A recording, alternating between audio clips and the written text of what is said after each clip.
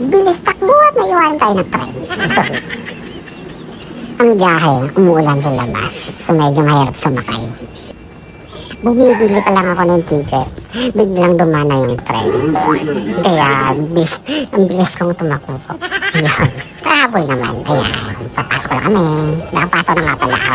School. May usapan kami kasing lunch ng 1 o'clock. 12:30, may nag-message. Sabi nandun na daw sila. Eh ako nasa bahay pa lang.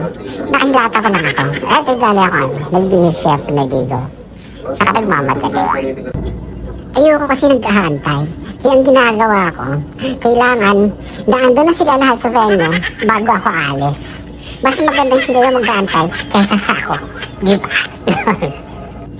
Sasabihin ko lang, nasa biyahe na ako. Pero Diyos ko, Lord, hindi pa ako nag-uumpisang mag-ayos. Teka, ayan yung Sogo. Sogo talaga nakapansin eh. Papalapit na tayo sa Cubao Station. Ayan, at Cubao Station na. Marami din nag-aantay Oo, yan. Bukas. Ayan, labas. Pasok. Ayan, malamang magano yan. May date pa mga iba niyan sa farmers.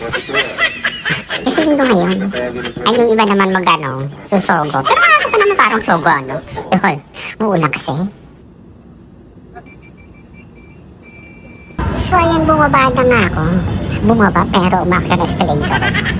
No, ang ibig sabihin, bumaba na ako ng station. Shaw Boulevard Station yung binabaan ko. Kasi mag-mega mall na. So, ayan. Talagang may pag-i-explain.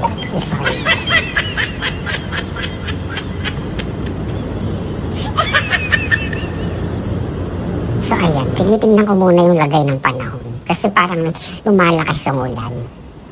At, pinauna ko muna yung mga bulto ng mga tao. Kasi ayoko naman makipagsabayan.